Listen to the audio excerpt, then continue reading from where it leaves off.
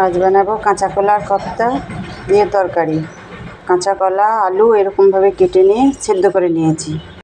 এর মধ্যে মশলাগুলো দিয়ে দেবো। বেসন দেব, ধনে গুঁড়ো, জিরে গুঁড়ো, লঙ্কার গুঁড়ো, লবণ, ভালো করে মেখে নেব। আদা বাটা দিয়ে দেবো, তেল নিয়ে নেবো, দিয়ে কোপ্তাগুলো বানাবো। এরকমভাবে কোপ্তাগুলো বানিয়ে নিয়েছি।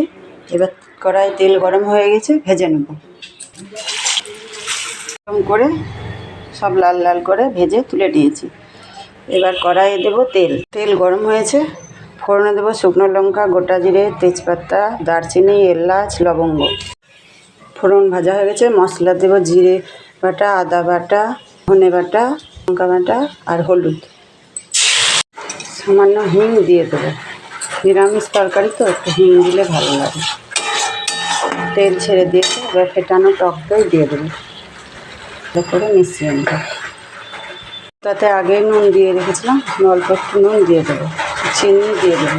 মশলা থেকে তেল ছেড়ে দিয়েছে, এবার গরম করে রাখা জল দিয়ে দেবো।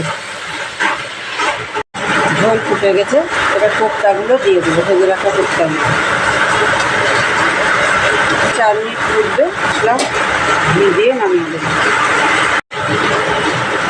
ঘি দিয়ে দেবো, মশলা বাটা দিয়ে দেবো। হয়ে গেছে, নামিয়ে নিয়েছি।